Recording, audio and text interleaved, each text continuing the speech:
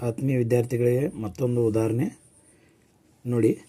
2x² + kx + 3 = 0. ಈ ವರ್ಗ ಸಮೀಕರಣವು ಸಮನಾದ ವಾಸ್ತವ ಮೂಲಗಳನ್ನು ಹೊಂದಿದ್ದರೆ k ಯ ಬೆಲೆಯನ್ನು ಕಂಡುಹಿಡಿಯಿರಿ ಅಂತ ಪ್ರಶ್ನೆ ಕೊಟ್ಟಿದ್ದಾರೆ. ಪರಿಹಾರ: ಇದು as it is 2x² + kx + 3 = 0 ಬರೆದುಕೊಳ್ಬೇಕು. ಇಲ್ಲಿ x² ನ ಸಹಗುಣಕವನ್ನು a ಅಂತ ತಗೋಬೇಕು. a ಬೆಲೆ 2 ಅದ.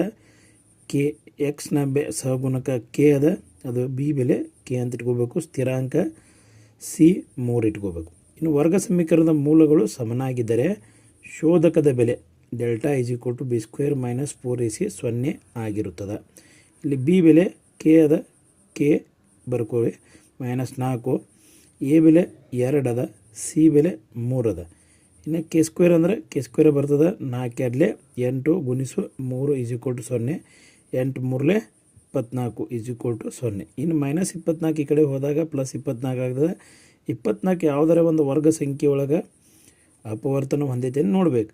4 6 24. ಇದನ್ನು k² ಈ ಕಡೆ ತೊಗೊಂಡು ಬಂದಾಗ ರೂಟ್ ಬರ್ತದೆ 4 × 6. 4 ಹೊರ ತೆಗೆದಾಗ 2 √6 ಉಳಿತದೆ. k ಬೆಲೆ 2 √6.